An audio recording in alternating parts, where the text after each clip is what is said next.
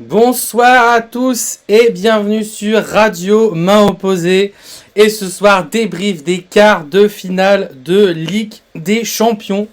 Ouais, je mets beaucoup de rythme parce que le match a été un peu difficile. On va pas s'en cacher.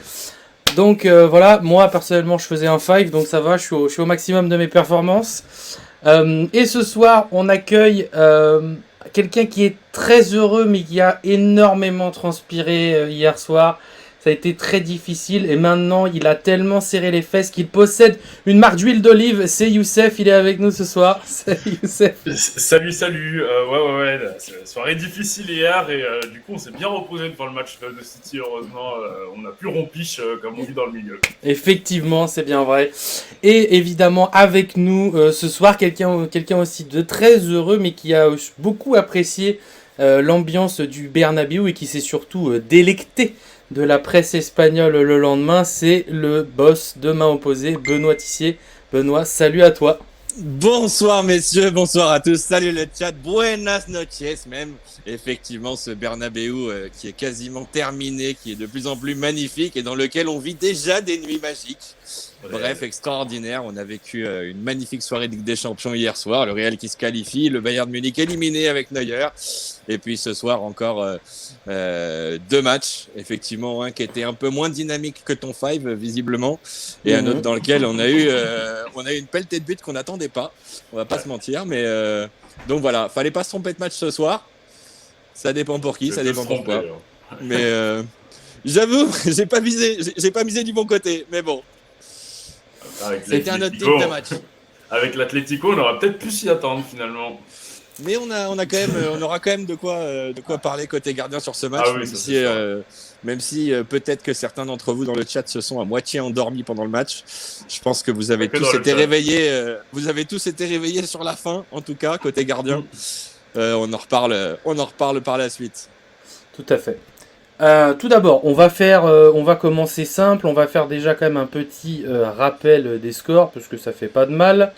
Donc, on vient de voir un match incroyable d'une intensité folle entre l'Atlético et Manchester City qui résulte d'un 0-0 et Manchester City se qualifie puisqu'ils ont gagné 1-0 à l'aller.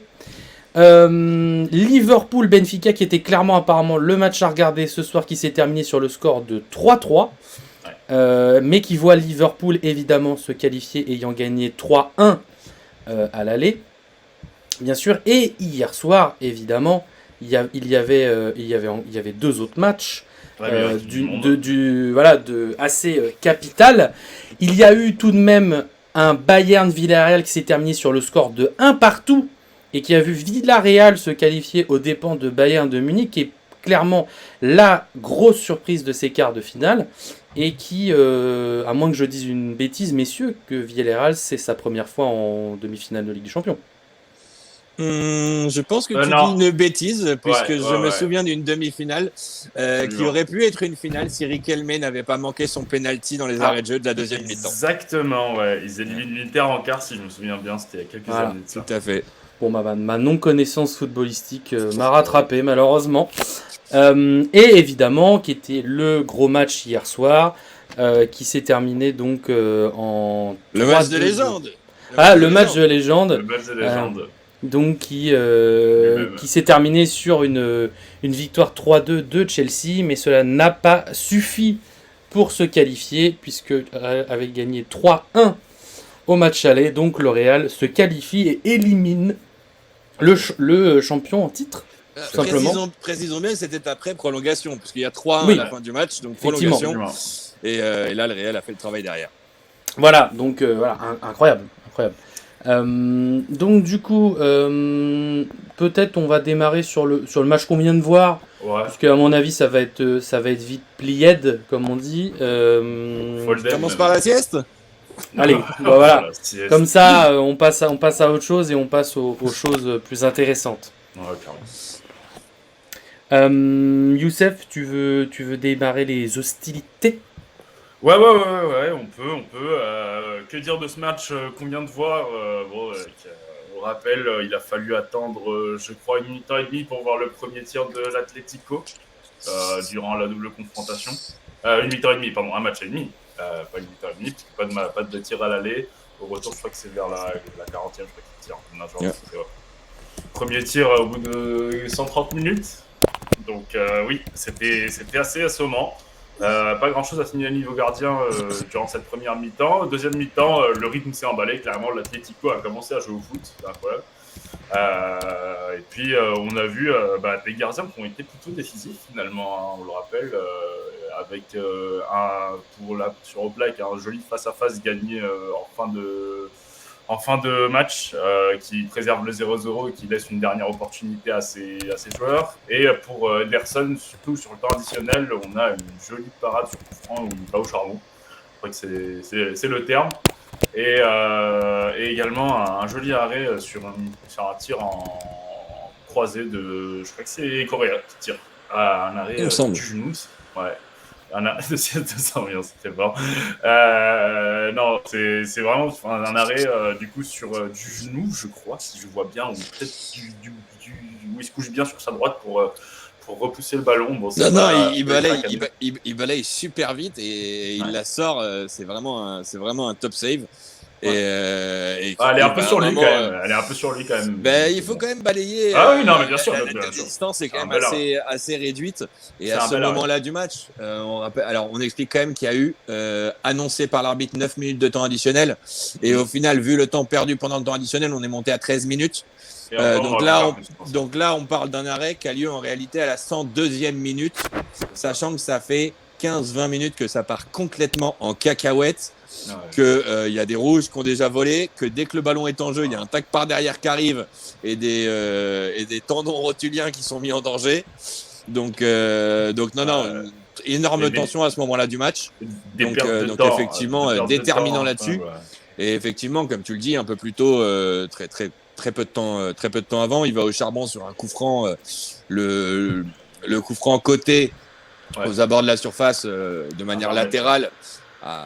Donc 18 mètres, 18 mètres, mais en réalité, si on prend par rapport à la ligne de fond, on est à 16 mètres, mais on est au bord de la ligne de surface sur le côté. C'est ça. Donc typiquement le corner, le coup franc vicieux, Vislard qu'on attend, qui va passer entre la défense et le gardien de but pour aller au deuxième poteau dans le petit filet, ou peut-être être touché par un attaquant, un défenseur. On connaît tous l'histoire, c'est une horreur. Avec un défilé Chanel juste devant en plus, tu as tout le monde qui passe devant toi, c'est affreux. Voilà, et donc qu'est-ce qu'a décidé Ederson? C'est d'aller au charbon. Effectivement, c'était nécessaire. Il va couper cette trajectoire. Évidemment, qu'est-ce qui se passe? Vu qu'on a le défilé Chanel, il y a un petit gars de l'Atlético qui met un petit coup de pression à un gars de Chelsea, histoire d'aller shooter un petit peu Ederson. Résultat, Ederson est obligé de modifier un petit peu son atterrissage en urgence et retombe pas très bien sur son bras, manque de se faire mal à l'épaule. Ça m'a rappelé un petit peu Yoris quand il s'était blessé gravement. Par chance, pas de blessure particulière pour Ederson là-dessus, mais voilà, un petit coup de vis de l'Atlético. Il en fallait un. Mais bon, je l'ai dit, après 2 siestes, 2 ambiances, j'ai envie de dire c'est un petit peu normal parce qu'on rappelle que donc le surnom de l'Atlético, c'est les Colchoneros. Colchoneros, c'est en espagnol, veut dire matelassier. Voilà. Absolument. Donc en même temps, c'était déjà écrit. C'est sûr qu'avec l'Atlético, faut s'y attendre. Et vu ce qu'on avait vu au match aller, on se doutait qu'il y allait avoir à peu près la même chose au match retour avec la tentative d'aller mettre un but et de faire comme ils font d'habitude et de bloquer et d'aller chercher la prolongation à minima, voir les tirs au but. Je reconnais que j'avais mis une petite pièce virtuelle entre amis sur le double bus avec le petit but de la tête sur un corner ou le but dégueulasse avec Derbon à la 89e quand même en prolongation. Et après des pénaltys à jouer. Je t'avoue qu'au début, sur ce fameux coup franc qui est sur le côté, ce genre de coup franc horrible comme je l'expliquais, je me suis dit non, c'est pas vrai, ça va tomber. Et il y en a eu d'autres, des occasions qui ont été soit contrées par la défense, soit au final mal gérées par l'Atlético.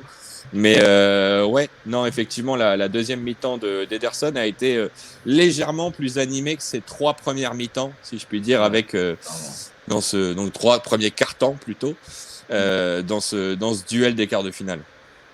Ouais, et à noter peut-être aussi cette petite bévue sur corner où il fait une sortie où il se fait dévancer par le défenseur.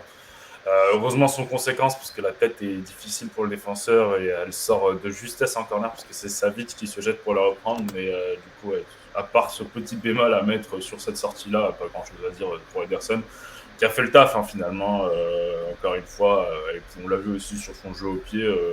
Même quand l'Atlético mettait de la pression, il arrivait quand même à trouver les relais. Un peu plus de jeu long que d'habitude, mais bon, on connaît Ederson aussi. Il utilise ce jeu long incroyablement long qu'il a pour trouver ses joueurs derrière la défense. Et je pense qu'il a essayé aujourd'hui un petit peu moins de succès, mais c'est toujours intéressant de voir ce gardien qui a vraiment besoin de 2 mètres pour mettre une sacoche de 80 mètres. Je t'avoue que 2 mètres, même pas, hein, sur un pas, il peut le faire, c'est ça qui est extraordinaire. Ouais. Mais je t'avoue qu'il y a un moment où il reçoit un ballon côté droit et il a 2 options côté gauche et il met une chiche. Et alors on se dit peut-être qu'il a vu un mec partir côté, mais rien du tout en fait. Et il rend littéralement le ballon à l'Atlético. Ça m'a vachement surpris, venant d'Ederson. Ça aurait été venant de Mendy, sauf avec tout le respect que j'ai pour lui. Ça m'aurait le premier tir qui part. Ça m'aurait un tout petit peu moins surpris. Mais voilà, non, c'est vrai qu'après... non, il a fait son match, voilà, il a fait son match sérieusement. Il est ultra décisif sur la fin. Et ça, c'est à noter, mais c'est vrai que si on lui enlève le dernier quart d'heure, c'est un match banal, si je puis dire, pour Ederson.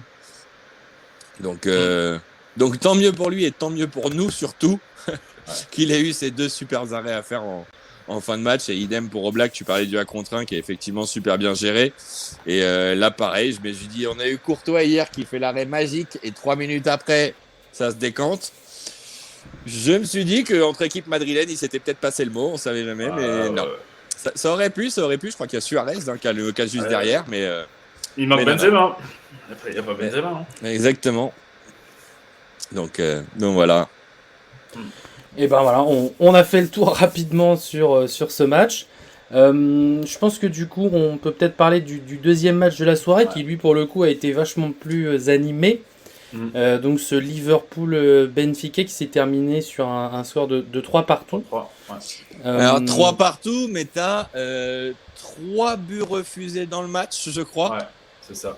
Donc il y avait de quoi s'amuser. 3 buts pour Liverpool, 3 buts pour Benfica et 3 buts pour la VAR. Ouais. Eh bien, tout le monde est content comme ça. C'est bien. Voilà, c'est ça. Il y a eu du spectacle. Voilà. Puis finalement aussi, je crois qu'il y a un but refusé pour le Benfica dans le temps additionnel aussi.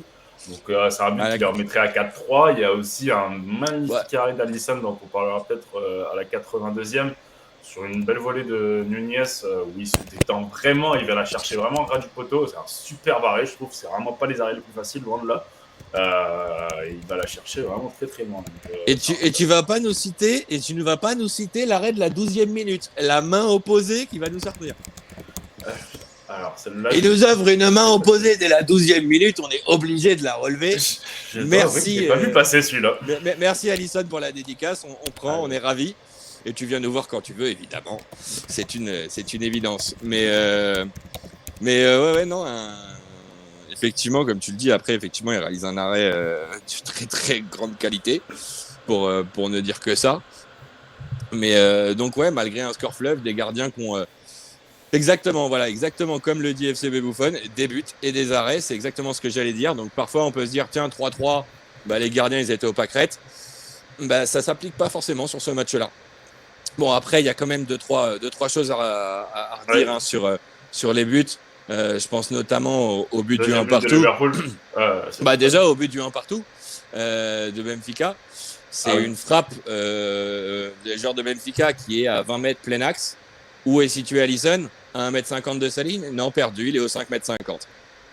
Donc évidemment, ça fait ficelle. C'est pas très étonnant. Le deuxième but de Liverpool, si tu veux en parler, je te laisse faire parce que alors celui-là, je l'ai vu et j'ai fait what the fuck. Tu vois, dans mes notes, c'est le but what the fuck. Il s'appelle comme ça. C'est le genre de but. Après, pour revenir sur le premier but de Benfica, je trouve quand même que, de toute façon, même sans même en étant à 1m50, je pense qu'il la sort jamais, Alisson. Mais oui, j'entends la remarque sur le positionnement. Il faut se donner toutes les possibilités pour pouvoir le faire. Après, si tu le fais pas, c'est autre chose. Mais si tu fais pas tout ce qu'il faut et qu'en plus tu prends but, il y a problème.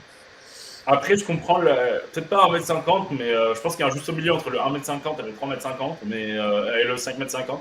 C'est le 3m50, en fait, tout simplement. Mais voilà, parce que oui, c'est vrai qu'il est au 16 mètres, hein, quand même, l'attaquant. Je viens de revoir, il est dans la surface, hein, il est à 16 mètres. Ah, c'est ça, donc il est plein axe, et il est plein axe en plus. Et donc c'est très clair. Après, voilà, je sais qu'avec Valentin, j'ai encore du mal à vous convertir à ce positionnement sur voilà, une position axiale de l'attaquant qui va frapper. À ce moment-là, voilà, c'est sur la ligne. Autant gratter des mètres, parce qu'effectivement, regarde, 16 mètres 5, lui, il est à 16 mètres 50. Alisson à 5 mètres 50. Ça veut dire qu'il y a 11 mètres entre le ballon et le gardien. Non, bah encore une fois, 11 j'entends. mètres, sachant En fait, que 11 mètres hein, pour nos auditeurs, c'est la distance entre la ligne de but et le point de pénalty. Oui, clairement. Et là, le ballon, il n'est pas arrêté en plus à la base. Ah ouais. Donc, il va prendre ficelle. J'entends la remarque du trop haut. Ça, je suis d'accord sur le fait qu'il est trop haut. Mais pour autant, 1m50, c'est trop bas parce que sinon, il n'y a plus d'angle à défendre, en fait. Enfin, il y a trop d'angle à défendre. Il faut quand même le resserrer un minimum. Bah, si tu veux, partant du principe que notre ami fait 1m91 et que ces 2 mètres d'écart avec ta proposition de 3m50 vont lui permettre de faire le petit step pour pouvoir pousser. Voilà. Mais je sais qu'avec Valentin faisant 1m79 et non 1m91 comme Alisson, j'entends bien son discours évidemment aussi. D'ailleurs, Valentin, si tu nous écoutes, petit coucou. Et mais effectivement, sur ce type d'action, clairement, il n'a pas à être aussi haut. Ça, c'est clair, net et précis. Ça, on est d'accord tous les deux. Et pour un gardien de son acabit, c'est quand même super surprenant, mais ça n'a pas été le seul de ces quarts de finale à avoir un positionnement très surprenant par moment. Donc voilà. Après on peut peut-être passer rapidement sur le deuxième but du Benfica parce que bon, je pense que c'est le genre d'erreur que tu vois en district et tu te dis what the fuck. Mais comme ça peut arriver aussi. Il est juste emporté par sa sortie au sol, erreur technique, erreur de main, quoi. Et derrière ça fait ficelle sur une récupération un peu bizarre. Mais c'est la récupération, c'est-à-dire qu'il fait sa sortie, il relâche un peu, etc. Mais le ballon est pas dangereux finalement. Ah non, clairement pas. Non, mais à la sortie, si tu veux, quand il relâche le ballon, le but est pas en danger. Ah, je suis d'accord. Donc ça tombe bien. Et là, c'est son défenseur, je sais pas ce qu'il fait, qui veut dégager l'emporte-pièce, mais qui au lieu d'allonger dans la verticalité, fait un truc bizarre le long de la surface dans la latéralité, le long de la surface de réparation. Mais c'est une passe des magnifiques. Le Liverpool, il fait ah merci, c'est gentil, bam, après il frappe, il y a but quoi. C'est un joli changement d'aile quoi. Donc grosse boulette du défenseur provoquée par une approximation technique du gardien. Grosse boulette, j'irai pas jusque là parce que grosse boulette, ça voudrait dire qu'il aurait pris le ballon puis qu'il l'aurait jeté dans le but. Donc une erreur technique, une erreur technique. Voilà. C'est dommage parce qu'il fait une belle confrontation en dehors de ça. Enfin, une belle confrontation en dehors de ça, le gardien de Benfica, dont je n'arrive jamais à prononcer le nom. Vlachodimos. Oui, c'est ça, c'est Vlachodimos, mais ça m'échappe toujours. Mais moi, je voulais parler surtout du deuxième but de Benfica, cette ouverture dans la profondeur. Le deuxième. Ouais. Cette ouverture dans la profondeur de Benfica où Alisson se fait dribbler. But de la barre. Oui, c'est le premier. Je crois que c'est le premier but de la barre, le deuxième peut-être. Mais en tout cas, ouais, c'est impressionnant comment. Enfin, moi, je trouve que je vois pas comment il peut pas sortir sur ça. Surtout que c'est Alisson, quoi. C'est pas un gardien qui joue pas. Et la passe, c'est quand même assez longue, quoi. Et il y a vraiment un gros temps d'hésitation où il est vraiment entre les deux. Et du coup, il se livre totalement parce qu'il est totalement arrêté. Il est haut, donc le joueur, il fait juste son crochet. Il a juste à pousser derrière, quoi. C'est ça. Et lui donne la solution. Oui. Mais le joueur arrive plein axe, il me semble. Je ne peux pas dire une connerie, il est vraiment plein axe. Et donc voilà, c'est ça aussi qui est compliqué, c'est que le mec, par défaut, il a tous les angles à la base. Donc c'est pas aussi une situation facile à gérer. Effectivement, FC Buffon. Décidément, Buffon, ce soir, il a décidé d'anticiper toutes mes phrases. C'est trop bien, j'ai les sous-titres avant de finir ma phrase. Donc effectivement, il est un peu lent au départ. Et c'est marrant parce qu'il parle avec l'accent du sud. Un peu loin au départ. Un peu loin. Et un peu loin. Voilà. Et un peu loin. Donc effectivement, comme il est un peu loin, c'est un petit peu compliqué. Et comme il dit juste avant, effectivement, pour Odysseas Vlachodimos, c'est sa seule erreur sur les 2 matchs. Mais on est en quart de finale de Ligue des Champions et malheureusement, à ce niveau-là, les erreurs se payent cash. Et bon, et là c'est pire que pire, quoi. Il la paye cash par son défenseur qui lui paye cash par l'attaquant. Donc c'est fabuleux. En plus, mais non, vraiment dans ces cas-là, parce que tu sais que cette action-là, elle a aucun danger si tu la rates pas, quoi. Enfin, surtout qu'il a juste à se coucher bien dessus, et puis voilà, mais, ça arrive. Non, mais il y a une espèce d'enchaînement de panique. Ça, lui, dans un premier temps, un peu trop pressé, un peu trop d'empressement, hop, il relâche. Son défenseur qui veut partir à l'emporte-pièce, qui fait n'importe quoi. Par contre, le calme absolu côté Liverpool. Merci du cadeau, salut. Voilà, c'est ça. Donc, l'ordre du détail, c'est pas ça qui change manifestement la confrontation, même si ça aurait pu épicer un petit peu le match si Benfica prend pas ce but-là. Ça aurait été intéressant, mais bon. Je pense pas que ils auraient pu rivaliser avec un Liverpool à fond, parce qu'encore une fois, il faut rappeler que c'est un peu une équipe à bis qui joue quand même là, ce soir, qui joue un peu ce soir. Et il profite en même temps, il a raison, il fait son effectif. On rappelle quand même le calendrier de City et Liverpool. C'est-à-dire qu'ils se sont joués ce week-end en Première Ligue. Ils jouaient tous les deux cette semaine en Ligue des Champions. Ils se jouent là ce week-end à nouveau. Ah non, pardon, c'était le championnat. Là, ce sera la Cup. Ouais. Et après, c'est du délire. Et ils peuvent potentiellement. Les courses au titre est très serrées en plus. Ouais. Et ils peuvent potentiellement se retrouver en finale de Ligue des Champions. Bon, c'est pas prévu, puisque. Il y a le Real Madrid entre temps. Exactement, le Real Madrid est plutôt prévu pour arriver face à Liverpool. Mais. On va pas se mentir. Voilà, merci, tu fais le sous-titre. Tout le monde finit mes phrases ce soir. Merci les gars, c'est cool. Et. Donc ouais, non, effectivement, pareil, j'en parlais aujourd'hui. Là, si on prend donc nos 4 qualifiés via Real Madrid, Liverpool et Manchester City, on va faire simple, on va mettre les 2 Anglais aux 2 premières places et les 2 Espagnols aux 2 dernières places dans l'ordre de favoritisme pour remporter le trophée. Maintenant, voilà, ça reste du football.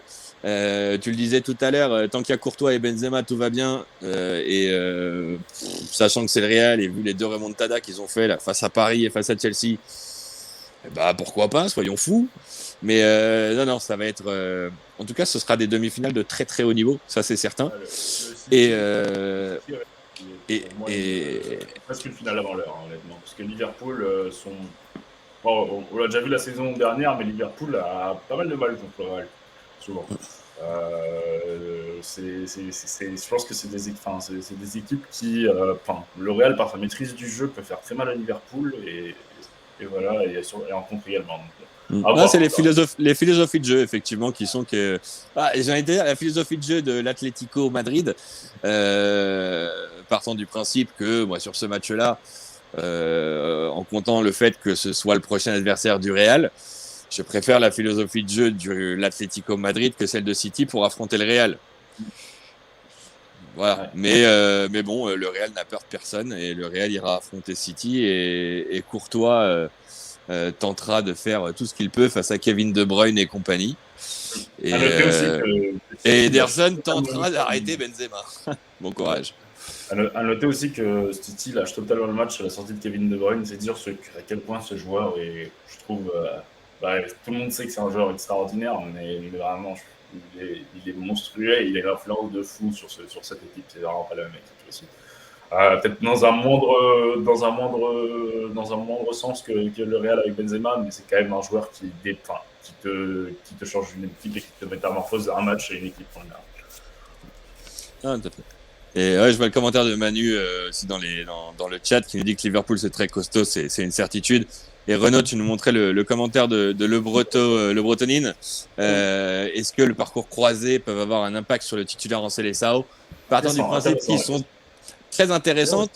Cependant, j'ai envie de répondre assez rapidement par la négative, puisque tout simplement, ils sont tous les 2 en demi-finale de Ligue des Champions. Donc en fait...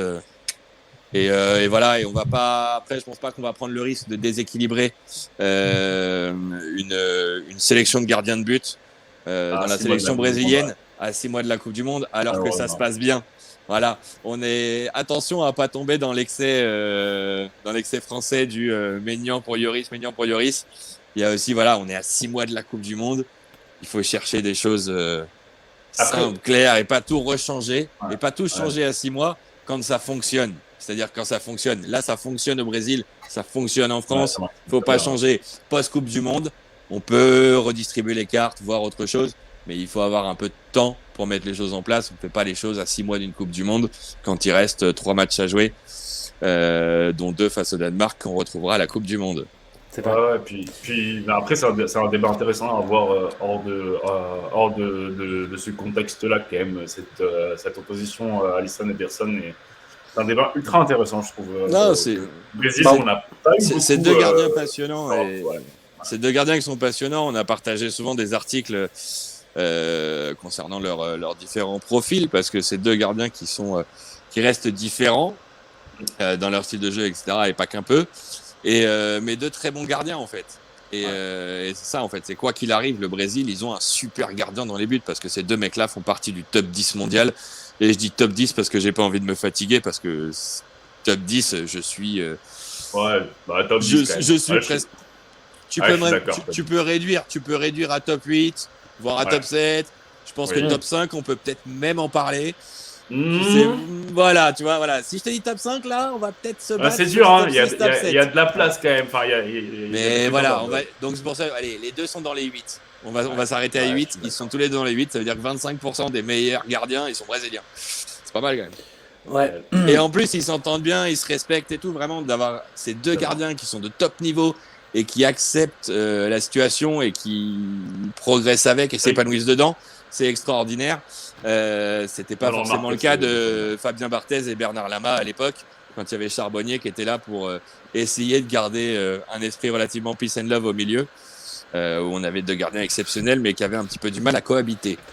Bon, on en reparlera de toute façon des gardiens brésiliens, et on en reparlera parce que tu as parlé de la Coupe du Monde quand on fera les présentations de groupe. Ce sera l'occasion de toute façon de se repencher sur les profils, et vous aurez donc des articles qui vous présenteront bien les gardiens.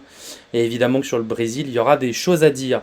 Et juste, si je peux me permettre, voilà, pour juste répondre à Buffon, t'inquiète pas, on n'est pas prêt d'oublier Tafarel.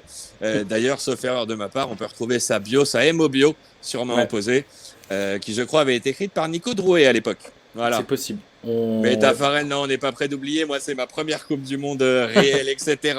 Séance de penalty extraordinaire face à l'Italie. Que du bonheur. Donc, je propose qu'on passe au match d'hier soir, de mardi soir, et on va parler... Le match ou la légende ? On va...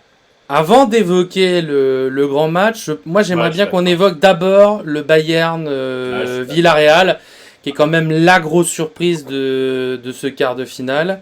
On avait dit à l'aller que Neuer n'avait pas vraiment réussi à être décisif, dans le sens où il n'y avait pas eu d'action qui lui avait permis d'être décisif, lui qui est si souvent décisif avec l'équipe. Et on l'avait vu faire une grosse erreur de relance qui aurait pu vraiment être critique et qui lui ressemblait pas du tout, on va dire. Donc voilà. Manu, no comment. Et donc du coup, Youssef, qu'est-ce que tu peux nous dire un peu de ce match ?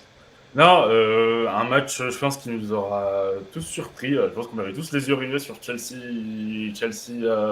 Real, qui était plein de surprises, mais ce match-là aussi valait son pesant d'or. Un match où suite à une erreur de relance de Villarreal, le Bayern arrive à marquer. Sur un but de Lewandowski, il me semble, où Rouli est très très très haut. Il est à 5,50 m. Il a plus qu'à 5,50 m. Hein. Ça, je peux te au moment de la frappe, il a 5,50 m ou 6 mètres. Je suis presque sûr qu'il est à plus, mais à revoir. Mais il est au paquet. Il est à 8 mètres même, hein, de mémoire. Mais oui. Tu vas loin là. Mais bon, on s'est compris, il est loin. Il est très très loin et du coup. C'est simple, pareil, c'est à 16,50 m. Donc on reprend ce que je disais tout à l'heure. Son positionnement son positionnement positionnement juste aurait dû être: allez, je vais étendre un tout petit peu vers toi, je vais augmenter de 50 cm à 2 mètres de sa ligne. Et donc, entre Encore 2 et 6 mètres, entre 2 et 8 mètres, on n'y est toujours pas, quoi. Donc voilà. Mais t'as vu, je suis allé un tout petit peu vers toi, j'ai fait 50 cm dans ta direction.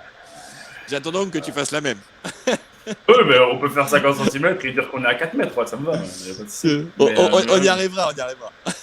Ouais, non, encore une fois, il est très très haut. J'ai l'image devant moi, il est à 8 mètres. Hein. Il est entre le point de pénalty et le 6 mètres. Je vais regarder ça à l'instant. Donc c'est extrêmement haut. Après, il s'avance en fait énormément parce que je pense qu'il anticipe une espèce de passe dans la profondeur. Je vois pas trop le pourquoi, mais je vois pas de raison de s'avancer hors de celle-là parce que vraiment il est extrêmement haut comme pour une anticipation. Quoi. En fait, c'est une phase de possession de balle de Villarreal. Et donc là, oui, il est plus haut, proche de sa défense, et on n'a pas Parejo. On n'a pas Parejo, un peu pour expliquer à nos auditeurs, on n'a pas Parejo qui a une solution à gauche, une solution à droite, une solution un tout petit peu devant, une autre solution un tout petit peu devant. Il regarde, il fait non, ça me plaît pas, non, ça me plaît pas, non, ça me plaît pas. Il y a toujours personne du Bayern qui veut venir sur moi. Bah si, ils sont 3. Donc je vais vite tenter une passe qui là par contre va essayer de casser 4 lignes. Je suis un peu dithyrambique. Évidemment, cette passe n'arrive pas.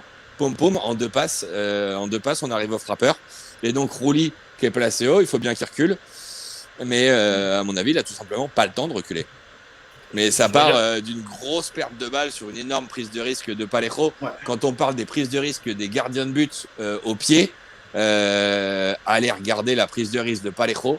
Parce que s'il a des gants aux mains, mais ça y est, il a plus de vie. Il part rejoindre Loris Karius dans un club au Danemark. Non, pour revenir sur le comportement un peu de Geronimo, effectivement, c'est vrai que la perte de balle est affreuse et Geronimo Rouli, du coup, anticipe vraiment un appel de Sané, je pense. Et il attend plutôt une passe de profondeur pour Sané qui, c'est vrai, fait un très bel appel, mais en fait, c'est Lewandowski qui est servi dans les pieds.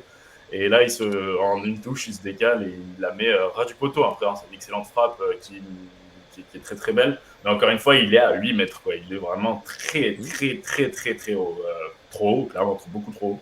Au moment de la frappe, je te promets qu'il est à 8 mètres. Non, parce que, en fait, entre la prise de balle de Lewandowski et la frappe de Lewandowski, est-ce qu'il recule un peu ou pas? Est-ce qu'il fait quelque chose? Qu'est-ce qui se passe? Il y a des reprises d'appui, des petits pas d'ajustement, mais c'est plutôt dans la latéralité. C'est-à-dire qu'il recule encore un petit peu, mais très peu encore. Hein.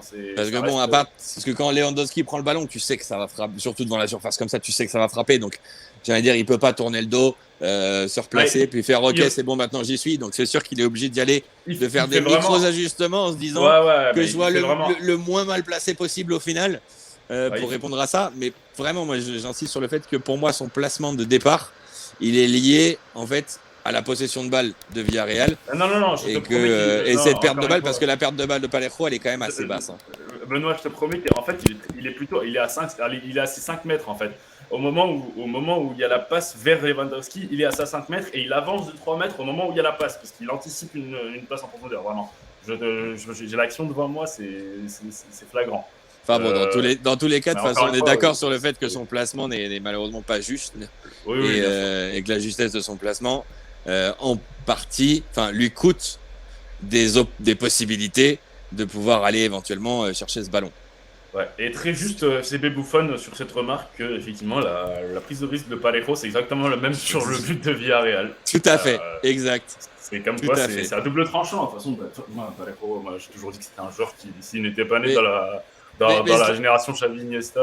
Mais cela dit mais sur le but, cela dit, il n'a pas 4 options qui regardent gentiment avant d'essayer de faire une passe. Là, il s'est pas posé de questions. Et non, effectivement, elle est extraordinaire. Et pour le petit clin d'œil, Parejo, c'est avec un J, c'est la Jota espagnole, petit clin d'œil. mais non, encore une fois, du coup, finalement, Rouli qui sort quand même plutôt des bons matchs au pied, surtout dans le premier match, un bon match au pied.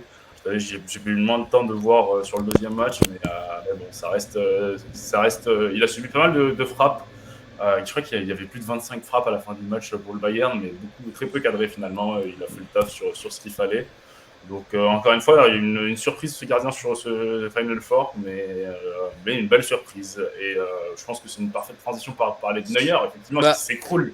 Bah, ce que Comme sur disait, Ouais. ce que disait Renaud, c'est qu'effectivement, on s'attendait plus à voir Neuer. Maintenant, Rouli, c'est pas le dernier venu, on en a déjà parlé plusieurs fois. Bien sûr. Et puis Villarreal, mine de rien, c'est pas pour rien qu'ils sont là. Pourquoi ils sont là? Parce qu'ils ont gagné l'Europa League l'année dernière. Absolument. Donc, et puis sur les tours précédents, on va peut-être pas refaire tout leur parcours, mais c'est pas le premier tour où on se dit Non, ah bah c'est tiens, pas Villarreal, déconnant. dis donc. Donc Ça c'est déconne. plus. Bien sûr que c'est une surprise. Bien sûr que à la machine à café, c'est pas sur Villarreal que j'avais parié le prochain café. Mais est-ce qu'on a vraiment encore le droit de parler de surprise, quoi? Parce Oui, que oui, c'est dans la mesure où c'est le Bayern, oui. Dans la voilà, mesure où c'est le Bayern, en fait. C'est de ce point de vue-là. que résister, pas de prendre de but contre l'armada du Bayern qui écrase tout sur son passage, qui met des baffes à n'importe quelle équipe, et pas prendre de but en 180 minutes, c'est une performance quand même. Et c'est ça. pas Et, rien. et en fait, en vue des demi-finales, attention Liverpool de pas penser que Villarreal est là pour rien. Ah non, bien sûr que non. Bien Parce sûr que non. là, il y a plus de, ils peuvent pas dire on est surpris. Là, stop. On a vu que Rouli, il était performant. Et c'est vrai ce que tu disais. Moi, je l'avais annoncé avant le match. Je m'attendais à un déferlement de haine du Bayern de Munich sur le but de Rouli. Absolument, J'étais là, le mec, il part au sacrifice. Ça y est. Ça va être une frappe toutes les 4 minutes. Et ça va être un spécifique pour lui. Après, c'était plus ou moins ça, mais pas cadré. Du coup, finalement. Ouais, mais Villarreal a quand même, mais ça a été beaucoup moins. Après, oui, Villarreal a eu ses occasions aussi. Faut le dire, Villarreal a croqué. Ouais. Et a tout à fait tenu tête au Bayern. Le Bayern annonçait que avant le match, ils arrivaient en disant Villarreal a eu des occasions et ils les ont gâchées. Ils auraient pas dû. Nous, on fera pas la même, etc. Enfin bon, ils arrivaient en mode bavarois, quoi. Et vraiment, ça rassurait pas. Et effectivement, Neuer ayant fait une belle erreur au match aller, il y avait de quoi s'attendre à ce qu'il fasse de gros malheurs à Villarreal au match retour. Et ça n'a pas été le cas. Je pense Ça que n'a c'est pas été le intéressant cas. de parler de ce but qu'il encaisse. Et ce but qu'il encaisse, c'est. Pour moi, je suis toujours dithyrambique sur ce Je but. vous trouve D'un côté, super dur, personnellement. J'ai vu le. Ouais, mais en fait, c'est pas tant le but en lui-même, parce qu'en fait, c'est la manière dont il se comporte, en fait, la manière dont il retombe, etc. C'est très bizarre. Pour autant, je sais pas, c'est vraiment bizarre, quoi. Il retombe comme s'il était. Il n'est pas vraiment sur ses appuis déjà, donc on le voit qu'il revient, mais certes, il est en train de revenir, j'entends, mais il se jette même pas trop. Enfin, il n'y a pas vraiment d'intention de prendre tant d'espace que ça. Enfin, le geste est pas clair, en fait. Est-ce que tu as vu la frappe? Ah oui, par contre, la frappe est vraiment, c'est le genre de but, Regarde, qui fait rager. Oui, bien sûr. Regardez, Il tape dans le sol. Voilà, et regardez en fait la rotation du ballon. Ouais. Bah, il Et tape en dans le fait, sol. et voilà, et donc ce ballon entre guillemets fait n'importe quoi, si je puis dire. Ouais, j'entends. Donc déjà qu'il est en crise de temps parce qu'il doit aller traverser son but pour essayer de s'interposer devant le joueur de Villarreal qui arrive pour l'empêcher de marquer dans le but vide. Et le ballon, il tape dans le sol et ça nous fait une rotation bizarre qui fait n'importe quoi. C'est illisible. Enfin, c'est oui. honnêtement, Ça, moi honnêtement, il la sort. Je pense que je me lève, j'éteins la télé et je sors. Ouais, non. Parce que Neuer est un gardien absolument admirable. Il a marqué et il marque encore pour encore quelques années l'histoire du football, l'histoire du poste de gardien. Ça, c'est une certitude. Maintenant, je dois reconnaître que je préfère largement Iker Casillas, Thibaut Courtois et compagnie. On le sait. Mais non, vous êtes super dur et je suis le premier quand on peut être dur, en fait, quand on peut être dur avec Neuer, je suis le premier à me faire plaisir, mais là, Manu met le point très dur. En fait, Manu met le point sur ça. En fait, c'est pas tant le. Ouais, voilà. En fait, c'est le fait que on sent qu'il est vraiment emporté par son poids. Il y a pas. En fait, on a l'impression qu'il s'arrête pour vraiment être sur ses appuis, mais il est emporté par son poids. Après, c'est totalement logique vu qu'il est en crise de temps. Mais est-ce qu'il n'aurait pas fallu au pire être un petit peu moins placé, mais arrêter totalement sa course pour être prêt à réagir. Parce qu'on sait qu'il y a aussi une grosse possibilité que la frappe reparte de l'autre côté, quoi. Voilà. Tu peux remettre l'autre screen, Renaud, l'autre screen juste avant là. C'est ultra dur, je suis d'accord. Voilà, sur celui-là, là. On parle vraiment d'un truc. Regarde, là, imagine que le ballon, il tape pas dans le sol et que le ballon s'envenime pas. Et donc, il a une trajectoire relativement rectiligne, si je puis dire. Ouais. Est-ce que tu penses pas que le ballon, si ça se trouve, il le prend dans le buffet ou dans la tête? Non, mais effectivement, mais... Et donc, tu vois, non, donc c'est très dur, mais en fait, ouais, il y a peut-être, encore une fois, c'est pas un ballon inarrêtable, en fait. C'est pas un ballon inarrêtable. C'est un ballon qui... À la 89e minute d'un quart de finale Ligue des Champions, avec un mec qui reprend à l'intérieur des 5m50. Il est pas à l'intérieur des 5m50. Il est à l'entrée. Regarde. Il est à l'entrée. Il est à 7 mètres. Il est à 7 mètres. Et il reprend de voler en une touche. Enfin, il reprend en une touche un ballon qui arrive de l'autre côté comme ça. S'il la sort, je te le redis, c'est limite moi qui vais lui construire la statue tellement je pète un câble. Ouais, il a 7 mètres, mais non, mais j'entends. C'est du même niveau. En fait, pour moi, s'il la sort, c'est du même niveau que quand il tend le bras face à Gignac à l'Euro 2016 et tu as l'impression que c'est le poteau tellement il a fait ça de manière hallucinante. Non, mais après, je comprends que vu que c'est Neuer voilà. Et que il a marqué l'histoire du poste et que c'est un des plus grands gardiens de l'histoire du poste, on a envie, c'est sûr, qu'il puisse réaliser un miracle de plus que les autres. Et je pense que c'est ça que tu veux chercher. C'est ça. Franchement, en fait, c'est ça. C'est Neuer et il peut la sortir, quoi. Il peut la sortir. C'est Neuer. Dans ce sens-là, philosophiquement, on va dire, je te suis. Mais dans l'action, je peux rien lui reprocher dans l'action. Encore une fois, c'est pas de sa faute. Enfin, la faute n'est pas du tout imputable. Mais encore une fois, précisons-le bien. C'est aussi le propre de Neuer, c'est de sortir des ballons qui sont inimaginables à sortir, quoi. C'est ça le truc. C'est le genre de gardien qui te sort des arrêts que très peu, voire aucun gardien peut sortir. Alors Buffon nous dit que s'il arrive à rester en équipe, il la sort. Mais il y a quand même le déplacement à faire. Donc c'est effectivement, tu disais avant, peut-être un peu emporté par le poids de son corps, mais c'est qu'il y a quand même tout le déplacement à faire. C'est quand même très très compliqué. Et j'ai presque envie de te dire, d'être aussi proche à la sortie du ballon, c'est déjà à moitié un exploit. Ah, et vraiment, et j'aurais presque... Je sais pas si c'est possible, si on a quelqu'un dans le chat ou un de nos auditeurs qui a l'info, si on pouvait simuler la trajectoire qu'aurait pu avoir le ballon s'il tapait pas dans le sol. Histoire de voir si Neuer la prenait pleine tête. Elle part premier poteau, je pense, plutôt. Elle part premier poteau à ras du sol, je pense. Et donc, est-ce que, tu vois, je sais pas, ce serait marrant de pouvoir simuler comme ça, tiens, si le ballon avait pris une autre trajectoire, qu'est-ce qui se serait passé? Parce que là, vraiment, sur une trajectoire foireuse comme ça, c'est... Je pense qu'il est effectivement, il est très surpris par ça, effectivement, comme je te dis. Et encore une fois, il n'y a aucune faute qui lui est imputable sur ce but, mais c'est vrai que c'est Neuer, quoi. On met toujours ce bémol, c'est Neuer. C'est sûrement l'un des prétendants au titre de meilleur gardien du monde actuel. Donc oui, on est plus exigeant. Comme on a été plus exigeant avec Thibaut Courtois sur le but qu'il a pris contre le PSG lors de la première phase, quoi. Au Bernabéu, pardon. Donc, le but Non, c'est vrai qu'on s'était posé beaucoup de questions sur ce but, sur qu'est-ce qui était éventuellement possible de plus de faire, etc. Mais bon, c'était quand même une situation un peu différente. Mais bon, après, voilà. Je vais quand même préciser pour le principe que Neuer, la chute, alors, il lui reste encore quelques années, hein, mais ça reste un Neuer absolument énorme, mais j'ai envie de dire, ça y est. Non, mais c'était plus par rapport au Bayern, quoi. Non, mais de manière générale, c'est plus que le Bayern. Aujourd'hui, il reste encore 90 à 95% de Neuer.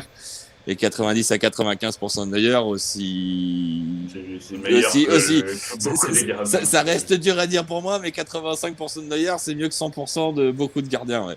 Oui. Donc voilà. Donc oui, effectivement, la chute, on les attendait en 2000. Bayern, eux aussi, s'attendaient en demi. Ils vont continuer à s'attendre longtemps.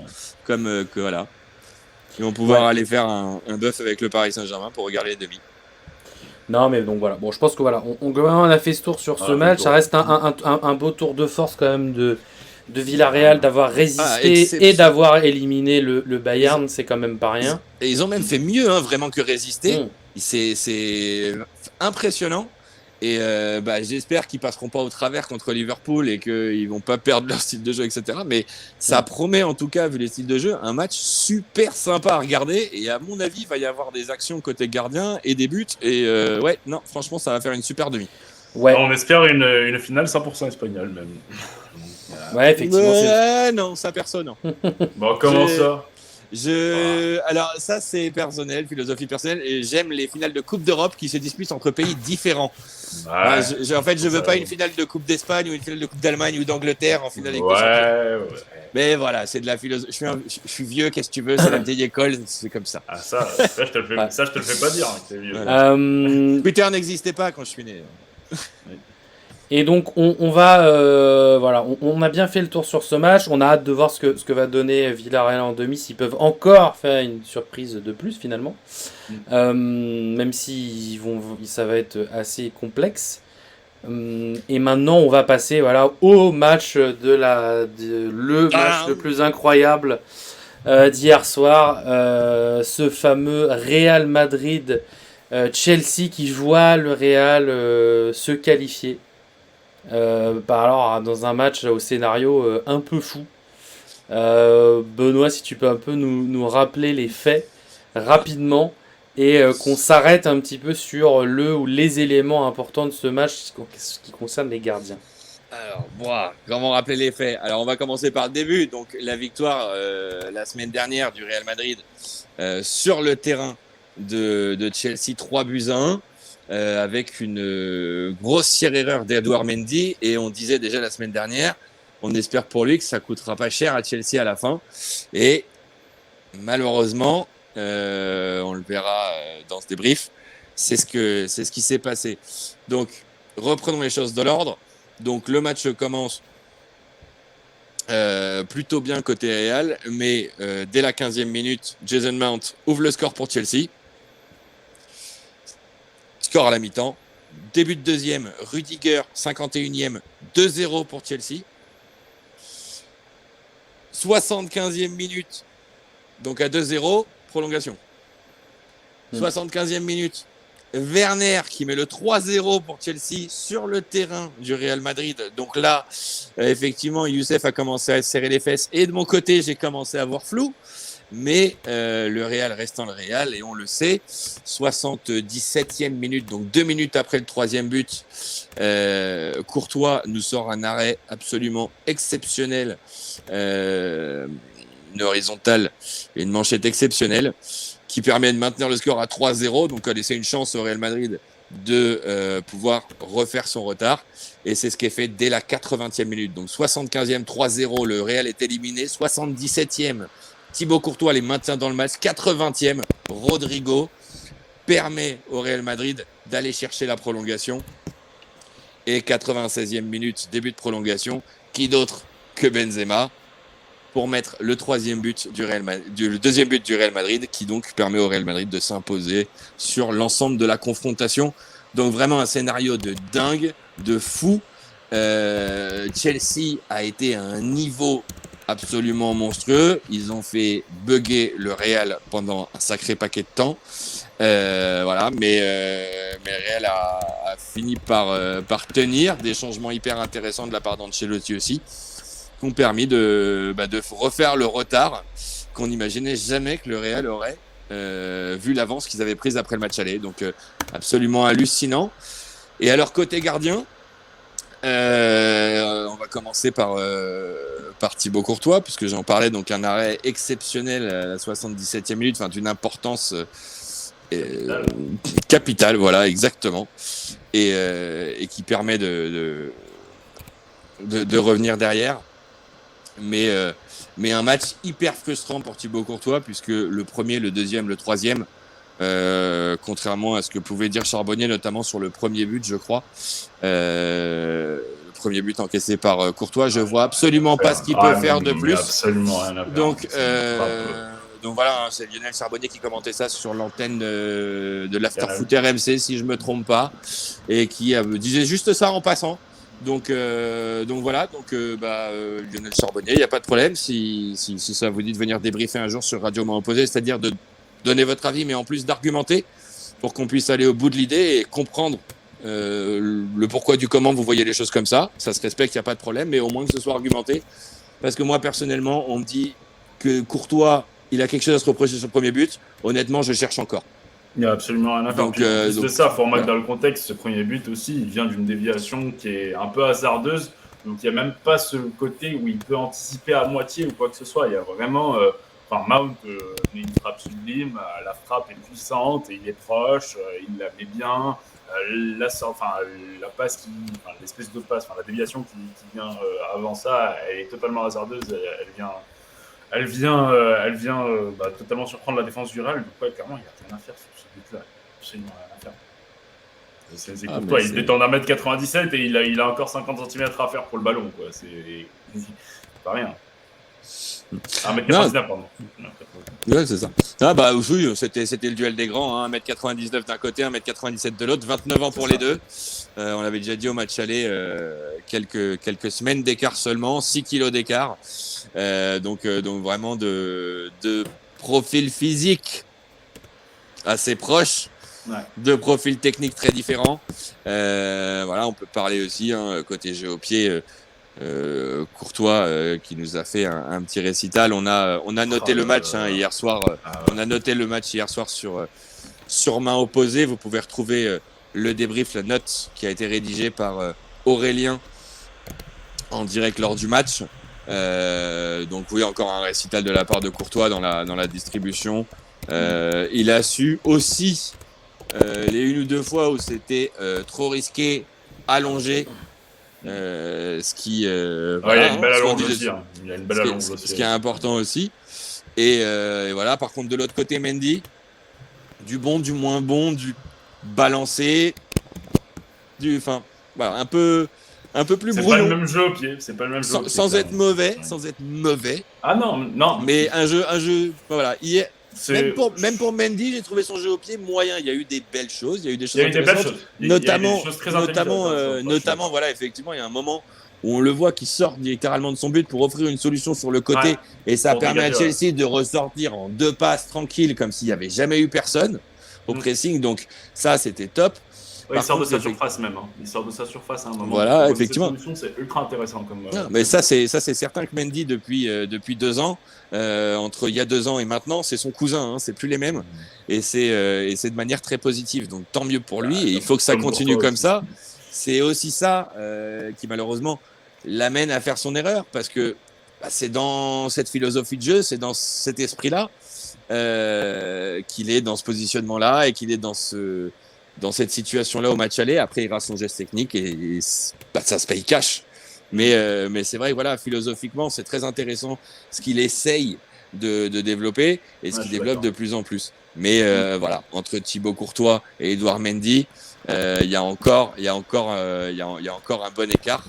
Ouais, niveau jeu au pied, il y a à noter sur Courtois aussi une superbe relance en deuxième mi-temps où il casse tout un pressing. Elle est magnifique cette relance.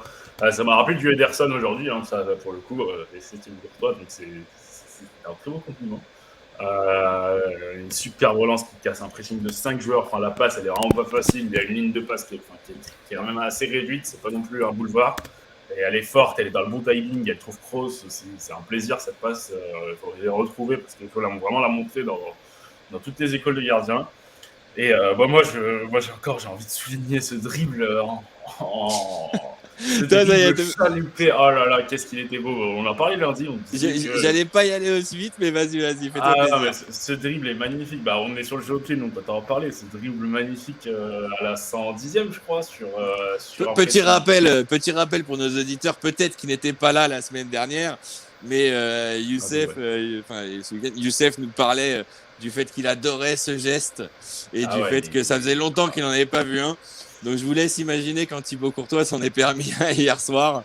Et très à propos d'ailleurs, hein, c'était pas pour faire le guignol, c'était la meilleure option et c'est pour ça qu'il l'a prise.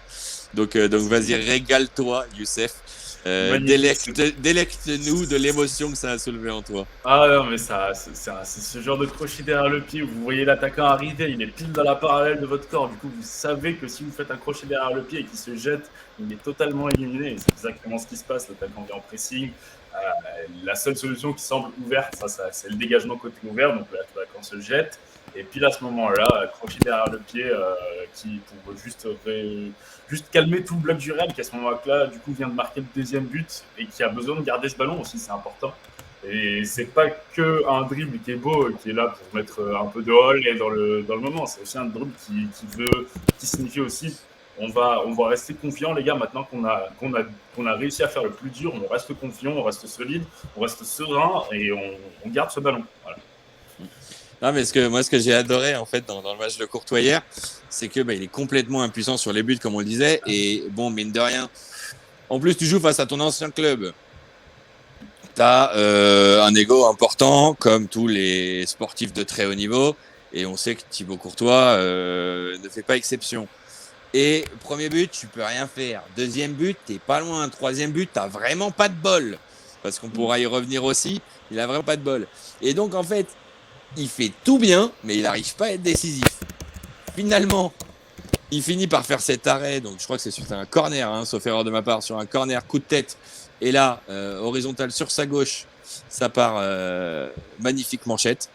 Et donc 3 minutes après, le but qui envoie le Real en prolongation.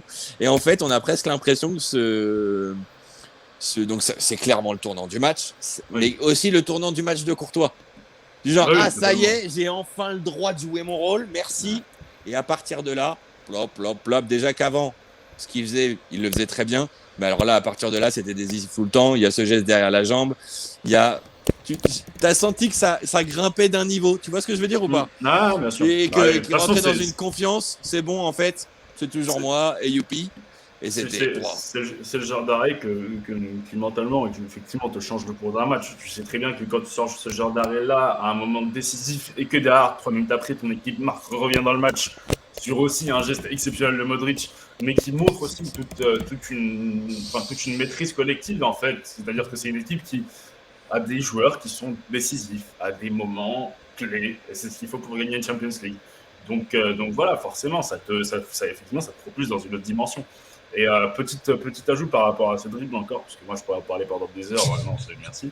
Mais derrière, faut voir on dira pas aux auditeurs ce que tu nous as, ce que t'as demandé à Courtois dans le chat. Moi je peux le dire, il n'y a pas de souci, moi j'ai pas honte. Clairement, j'ai demandé à Courtois de me péter le cul parce que c'était très beau.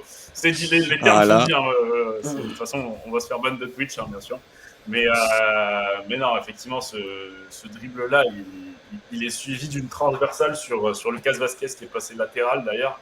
Alors une transversale tendue, magnifique, qui arrive dans les pieds, quoi. Enfin, c'est parfait, quoi. Il y a tout. Il y a la technique et il y a derrière la relance propre qui fait qu'on se sort de 4 joueurs qui font un pressing, quoi. Non, mais c'est vrai que c'est énorme, c'est génial. Mais tu vois, ce que je disais, c'est qu'il a le seum, en fait, parce qu'il peut pas être décisif après. Mais à partir du moment où il l'est une fois, ça y est, c'est parti. Et en fait, il passe d'avoir le seum à mettre le seum à tout le monde. C'était la soirée seum de Thibaut Courtois à partir de la 75e minute hier. C'était dingue. C'était... ce geste est absolument exceptionnel. Vous voyez, il n'y a vraiment pas d'autre option parce que s'il tente autre chose, il va se faire contrer. Donc c'est le geste approprié. Après, il l'emmène aussi. Enfin, il le sent et il se met dans les dispositions pour le faire. Faut le dire tout aussi. Tout à fait. Non, il analyse parfaitement bien la situation et il comprend que ce sera ça qu'il va devoir mettre en place. Et donc, il fait ce qu'il faut pour que l'attaquant tombe vraiment dans le panneau. C'est ça. Et c'est bon. J'avoue que moi, j'étais un peu moins. Je l'ai senti venir moi aussi, comme Youssef, on l'a tous les deux senti venir. Normal, après lui, il était tout excité en mode fais-le. Moi j'étais là en mode le rate pas. On va pas se mentir. Mais quand vous êtes gardien et que vous drillez, vous savez très bien les sensations que ça procure. Donc bon, forcément, moi je suis dans cette optique-là aussi. Je vais être honnête, en tant que coach gardien, moi j'ai toujours dit la même chose à mes jeunes. Je changerai peut-être un peu de discours aujourd'hui, va savoir. Mais à l'époque, je leur disais, vous voulez dribbler l'attaquant ? Allez-y, par contre, si vous le loupez, je vais pas. Moi, je vais pas vous louper derrière. Ah ouais, c'est ça. C'est des responsabilités à prendre. C'est comme une relance courte. Voilà, et même si vous le réussissez, s'il y a 1, 2 ou 3 options plus simples, je vais pas me gêner pour vous le raconter aussi. Parce que la prise de risque, elle doit être mesurée. La prise de risque, c'est important. Si on prend pas de risque, on n'avance pas. Mais si on prend des risques complètement de manière démesurée, sans réflexion, on va dans le mur. Donc voilà, des prises de risque mesurées, c'est exactement ce que fait Thibaut Courtois. Et ce mec-là est absolument exceptionnel. On ne se lasse pas de le dire, on ne se lasse plus de le dire. Et on se délecte de chacune de ses performances. Absolument. C'est incroyable, Mais, quoi. euh, Et au niveau continental, la Ligue des Champions, c'est le seul titre qui lui manque, puisqu'il a déjà gagné le Mondial des clubs, la Super Coupe d'Europe et la Ligue Europa. Moi, j'aimerais quand même parce qu'on dit beaucoup de bien de Thibaut Courtois, et moi, vous savez, je suis impartial, totalement. Oui. Et j'aimerais qu'on revienne sur quand même une action un peu particulière de Monsieur Thibaut. Et je vais vous remontrer tout ça. Vous allez voir. Je crois que vous voyez de quoi je veux parler. Non, en vrai, même pas. Même pas. Ce petit genou Ah oui. qui remet un truc qu'on fait quand on débute généralement. Alors, pour et expliquer aux auditeurs, c'est un ballon qui va sortir en corner. Et Courtois veut éviter le corner et donc se jette. Sauf qu'en se jetant, il se retrouve à empêcher le ballon de sortir, mais à tel point qu'il le remet superbement en jeu. Oui. Et lui est pas tout à fait en capacité de pouvoir le contrôler, parce que là, il faudrait zoomer un petit peu plus sur la photo. Mais effectivement, on voit que Thibaut Courtois est en dehors des limites du terrain, et que le ballon, lui, par contre, est parfaitement dans les limites du terrain, à 3,50 m du but sur le côté et de la ligne de fond. Donc bon, il y avait... je pense que quand ce ballon, il le perd un peu des yeux, il le perd un peu des mains. Je pense qu'il est quand même au courant qu'il n'y a pas de joueur de Villarreal vraiment dans l'immédiat qui soit présent. Mais effectivement, tu as raison, Renaud, c'est un petit bémol à soulever. Et c'est, en fait, ça peut se rapprocher un peu de la frayeur de l'erreur de Vlaco Dimos. Ouais. Pour Courtois, pas dans ça a le même été contexte, quand même. pas dans le même contexte. Mais... Parce que là, t'es sous la pression de la limite du terrain, alors que la Dimos, il est sous la pression de aucune limite. Quand même. Après, la pression des limites du terrain, c'est le choix que tu fais toi d'aller essayer de sauver le ballon. Voilà. Et c'est vrai que quand il y va, résultat, quand il se jette et qu'il récupère le ballon, les attaquants, bien entendu, ils l'ont pas attendu. Ils sont allés. Et effectivement, sur cette action, entre son défenseur, l'attaquant et sa sortie, il prend un petit coup au passage, mais rien de méchant. Ça lui a laissé le temps de s'en mettre les idées en place. Voilà, là je pense que là dans ses gants il a dû se dire il faut arrêter les conneries, il faut vraiment arrêter les conneries, sinon on va se faire défoncer. Donc, après c'est quand même une intention que je trouve louable aussi, c'est de garder, c'est pas prendre la solution de facilité qui est de laisser sortir un corner et de tenter quand même de la garder, quoi. Ah bah on le dit toujours, le gardien de but, l'idéal c'est de pas d'anticiper les arrêts qu'il devrait avoir à faire. C'est d'annihiler les actions avant qu'elles aient lieu. Donc un corner, c'est une situation dangereuse, vous empêchez le ballon de sortir, il n'y a pas de situation dangereuse. Surtout qu'hier, Chelsea sur corner, c'était pas facile. Corner hier, les joueurs du Real ont souffert. Mais d'ailleurs, sur l'arrêt qu'il fait à la 77e minute, il fait un quart de demi-pas comme s'il allait essayer de sauver le corner et il fait non, laisse tomber. Donc très à mettre en parallèle avec cette action, et effectivement comme tu le dis, Chelsea très à l'aise sur le corner. Sur ce corner là, c'est eux qui prennent le ballon, et heureusement Courtois est là pour la sortir. Et vraiment j'invite tous nos auditeurs à aller regarder ça sur les réseaux et revoir ce but. Il est magnifique. C'est cet arrêt, oui. Un petit il y a un petit côté Lloris dans cet arrêt. Tu vois ce que je veux dire ou pas? C'est typique, les arrêts de Lloris, très, très dynamiques, très péchus comme ça. De plus, mais oui. Oui, 10, tu peux même monter un petit peu. Je crois qu'il y en a même 15 pour être précis. Peut-être. Mais 84, de tête. Du coup, sur Courtois, voilà, on a dit, je pense qu'on avait à dire. Il a sorti, voilà, pour moi, pour résumer, il a sorti l'arrêt décisif au bon moment. Et malgré les buts encaissés, ça l'a pas impacté dans son mental et tout, il est resté concentré. On l'a vu, il a fait une petite erreur qu'on vient de montrer, mais il s'est rattrapé, et derrière, quand il a été peut-être en situation de faire la même chose, il s'est dit, du coup non, plutôt pas le faire. Et il a une prise de décision rapide, donc ça c'est bien. Je vais annihiler plus tard, c'est pas grave. Voilà, c'est ça, voilà, c'est... En plus, ça sera joli. Non, mais voilà, donc c'est bien, tu vois, c'est de se dire... il y aurait pu avoir ce truc d'ego de dire non, je me suis La foiré, prochaine fois, ouais, je vais la refaire, et du coup tu forces ton jeu, et c'est là où tu fais des erreurs généralement. C'est là l'intelligence et ce qui fait la différence avec dans des grands gardiens en fait. Et Voilà. des grands tout court, quel que soit le truc. C'est pas, voilà, on rattrape pas une erreur. Une erreur, elle est faite. Ouais, voilà. Il faut pas en faire une deuxième. C'est comme les arbitres qui font de la compensation. Les arbitres qui font de la compensation, c'est 2 erreurs en réalité. Ouais, voilà. Donc du coup, c'est voilà, et c'est en ça que je pense que Courtois a été solide et qu'après l'équipe a fait le boulot derrière aussi pour qu'au score ça le fasse et voilà, et ça c'était bien. Peut-être parler un petit peu de Mendy, sur les. Un premier coup franc, premier ballon sur le coup franc de Kroos. Alors, c'est Kroos, je crois, hein, où il y va sur le côté droit, qui est pas un coup franc extrêmement complexe. Alors, je crois que c'est un coup franc de Benzema, si je ne m'abuse, mais je suis pas sûr. Non, Benzema la met au-dessus, et après il y en a un autre de Kroos. C'est où elle est en deuxième mi-temps. Où il va la chercher, une bonne horizontale. Elle n'est pas extrêmement compliquée, mais voilà, il faut la réaliser. Il prend pas de risque, ça se voit bien. Il assure son geste, ça se ressent bien. Là, il la repousse bien, il la met bien loin aussi. Voilà, il s'applique vraiment en fait sur cet arrêt. Après, il y a quand même une belle anticipation niveau placement. Et après, on va être clair. À ce niveau-là, s'il fait pas cet arrêt, on arrête tout. C'est dans l'autre sens. Avec Neuer, s'il avait fait l'arrêt, on arrêtait tout. Mais là, si Mendy fait pas l'arrêt, on arrête tout. Mais voilà, pour d'autres raisons. C'est pas un ballon qui est merveilleusement placé. Il est pas extrêmement puissant. Non, mais effectivement, il est très bien pour se mettre en confiance. Ouais, voilà. Mais du coup, tu le vois bien avec la cam arrière, en fait. T'as vraiment le ballon, il est juste sur la gauche du mur, là. On le voit bien avec la bâche bleue, il ressort. Et du coup, il y a vraiment pour moi, ce placement. T'as vraiment les petits pas de replacement qui sont vraiment bien. Et après, t'as quand même une très très belle poussée. Vraiment de la jambe intérieure pour vraiment aller chercher. Mais comme tu dis, Benoît, c'est à sa portée. Hein. On parle pas d'un truc impossible. Mais comme tu dis, voilà, il est très appliqué. Voilà, c'est ça. Ouais. C'est pas un ballon compliqué, mais je m'applique à bien faire les choses. Je fais ça. Et en fait, comme tu viens de le décrire, c'est aussi à montrer tout simplement à des jeunes gardiens. Voilà comment ça se passe. Il a tout fait nickel. Poum, poum, il a presque fait au ralenti. Tac, tac, tac, tac.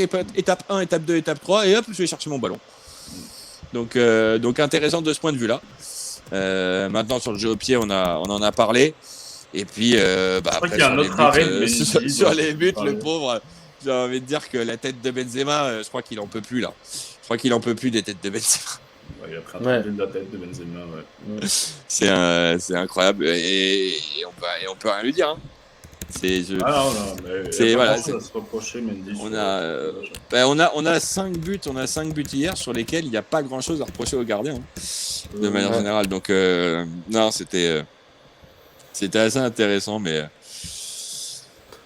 Peut-être que s'il est plus en confiance, il cherche à la capter, mais voilà, il assure, il prend pas de risque, il dégage bien sur le côté. Après, la frappe est pas non plus pas puissante. Enfin, je trouve non, voilà, c'est pour ça, il a le temps. C'est pour ça, tu vois ce que je disais, il a le temps de mettre son truc en place. Et puis, essayer de la capter, c'est prendre le risque aussi de la relâcher dans une zone qui est difficile. Donc, surtout quand tu sais que tu peux repousser très loin et sûrement en touche, moi, je vois pas non plus c'est sûr que la capter, c'est magnifique et techniquement, c'est superbe, etc. Mais bon, c'est des ballons qui sont pas aussi simples à jouer parce que c'est quand même des beaux tireurs. Même si la frappe n'est pas puissante, c'est quand même une certaine puissance, un effet, etc. qui fait que la frappe n'est pas non plus ultra simple à capter. Ouais. Donc, non, et puis j'entends effectivement. Il a fait sa connerie au match aller. Il y a aussi le fait, là, au match retour, il faut pas. Au moment où il y a ce coup franc, Chelsea est excessivement bien dans le match. C'est pas maintenant qu'il faut les noyer. Donc voilà, on assure, on fait bien le boulot, on montre que c'est solide. C'est bien exécuté de sa part. Non, bon voilà, mais je pense voilà, mais ce qui est finalement dommage, c'est que Mendy vraiment il a encaissé des buts absolument magnifiques sur lesquels il n'a pas pu faire grand chose. Effectivement, au match aller, il fait son erreur et c'est ce qui peut-être coûte le reste finalement de la qualification. Mais derrière, il prend quand même beaucoup de buts sur lesquels il peut pas faire grand chose. Il a été globalement bon et après on l'a vu que dans certains compartiments de jeu par rapport à Courtois, en comparaison de Courtois, il y avait un cran en dessous quoi en fait. Et mais finalement, c'est l'apprentissage parce que. En fait, j'ai envie de le mettre dans l'autre sens. Moi, j'ai envie de mettre cran au-dessus pour Courtois parce que en fait, je trouve que cran en dessous, c'est presque méchant pour Mendy. Tu vois ce que je veux dire? Oui, ouais, voilà. Mais en fait, selon comment on voit le truc, en fait, c'est question de point de vue, tu vois. Et tu sens que. Mais après, je veux quand même aussi rappeler la carrière de Mendy récemment. Faut vous rappeler que le gars, il vient de loin. Il vient de Cherbourg. Ouais, voilà, tu vois. Et il est venu de. Il est reparti de loin. Il a remonté les échelons très vite. Et c'est quand même quelqu'un qui, pour sa première année dans un club anglais, à la Champions League, c'est quand même pas commun. Quand on sait que les gardiens, quand on sait le passif des gardiens étrangers dans les clubs anglais, tu te dis quand même, c'est étonnant. Et voilà, et que tu vois le parcours avec la sélection, tu te dis putain, le gars, la fulgurance du parcours. Mais c'est ça, c'est le mec là, en 3 fois rien, il a gagné Mondial des clubs, Super Coupe d'Europe, Ligue des Champions, Coupe d'Afrique des Nations. Coucou, 29 ans, j'ai été à Cherbourg, je me suis retrouvé à Pôle emploi. Et ça, chers auditeurs, je m'engage à tout faire pour. Je vous garantis pas que ce sera effectif, mais je vais tout faire pour vous ramener l'homme qui est allé chercher justement Edouard Mendy quand il était en mode bon, je vais peut-être arrêter, je suis à Cherbourg, qu'est-ce que je fais, et qui l'a ramené en équipe B à l'Olympique de Marseille pour le faire bosser, l'aider pour partir à Reims. Et après, la suite de l'histoire, on la connaît. Je m'engage à faire le maximum pour que cet homme-là, Dominique Bernatovic, qu'on salue, vienne chez Radio Main Opposée pour pouvoir répondre à toutes vos questions et qu'il puisse bien discuter du poste de gardien et d'Edouard Mendy justement, puisqu'il le connaît donc extrêmement bien. Eh ben écoute, c'est une belle promesse, Benoît, mais espérons qu'on pourra lire cette interview. Parce qu'effectivement, il doit y avoir des choses à raconter. Et c'est vrai que si c'est un peu... on doit le remercier, ce monsieur, quand même, de nous avoir ramené Edouard Mendy. Parce qu'aujourd'hui, c'est comme quelqu'un, c'est quand même un très bon gardien et qui peut encore aller, qui peut même encore aller plus loin, quoi. Et on espère avec sa sélection. Il en parle surtout. avec tellement d'amour. Enfin, c'est vraiment c'est vrai ce qu'on va dire, c'est l'éducateur qui parle de son poulain. C'est génial. Donc, je vais vraiment essayer de le faire venir un jour pour que tout le monde puisse en profiter. Eh ben écoute, ce sera avec grand plaisir. Messieurs, je crois qu'on... Résultat, abonnez-vous, comme ça vous raterez l'émission où il est. C'est ça, exactement. C'est con de louper celle-là. Voilà, c'est vrai que c'est la bonne transition. On ne vous l'a pas dit, mais évidemment, vous pouvez nous suivre sur tous nos réseaux qui s'affichent en bas de votre écran. Sur Facebook, Twitter et YouTube. YouTube sur lesquels vous pouvez retrouver les replays de toutes nos émissions, donc de celle-ci, mais celle aussi qu'on a fait lundi, et ainsi de suite, et pour toutes les autres. On est aussi sur LinkedIn pour les plus productivistes d'entre vous. Et globalement, voilà. Donc, et n'hésitez pas, évidemment, si vous êtes sur Twitch, à nous suivre sur la chaîne Twitch. On a de plus en plus de viewers et de followers, et et grâce à vous, la chaîne grandit, et peut-être dans très peu de temps, nous allons passer au statut affilié, qui si vous le savez et que vous connaissez Twitch, est d'une importance capitale pour grandir. Voilà. Et donc tout ça, on le doit grâce à vous, évidemment. Voilà. Donc, on l'a toujours dit, notre succès, c'est vous qui le faites. Et tiens, puisqu'on est sur les réseaux sociaux et compagnie, j'en profite, j'ai vu passer une sacrée publication pour l'UKT, l'Ultimate Keepers Tour, dont on vous rappelle que Main Opposée est le partenaire média. Ce tournoi de gardien de but qui aura lieu le 25 juin 2022 à Annecy. Donc des tournois de gardien de but, des duels de 2 minutes avec des règles spécifiques, un terrain qui fait 18 mètres, une frappe obligatoire toutes les 6 secondes. Donc ça va frapper, ça va arrêter, ça va enchaîner les volets couchés, ça va être une dinguerie, donc inscrivez-vous. Ramenez votre coach, ramenez le président de votre club et ramenez les éducateurs pour qu'ils puissent profiter des conférences, des workshops. Et justement, sur les workshops, il y a eu une grosse annonce aujourd'hui, réseaux sociaux, on vous la partagera si c'est pas dans la soirée, demain matin, puisque donc Thierry Barnera, instructeur FIFA pour les gardiens de but, a annoncé aujourd'hui qu'il serait présent à l'événement, mais plus que ça, qu'il animerait directement une conférence sur la tactique et les aspects tactiques du poste de gardien de but. Donc c'est absolument énorme. Un instructeur FIFA pour les gardiens de but, il n'y en a pas 150 sur Terre, on va être très clair. Donc avoir la chance de pouvoir avoir un homme comme ça qui va pendant 1h30, 2 heures vous expliquer un certain nombre de choses et vous partager sa vision du poste de gardien de but de manière très intéressante. C'est pas rien. Donc voilà, il y a eu Jean-Yves Ours qui est l'entraîneur des gardiens de Montpellier, il y a eu Grégory Coupet, l'entraîneur des gardiens donc, de Bordeaux, il y a eu Méline Gérard, la gardienne de but du Real Madrid, Anthony Raccioppi, gardien de but des Young Boys de Berne et parrain donc de l'académie gardien de but développement qui organise cet événement. Et donc maintenant Thierry Barnera, instructeur FIFA, au-delà du fait qu'en plus il y a déjà main opposée, franchement le panier commence à être vraiment extrêmement sympa. Et donc ouais, inscrivez-vous absolument. Voilà, Renaud qui vient de nous remettre dans le chat le lien pour récupérer le dossier de préinscription.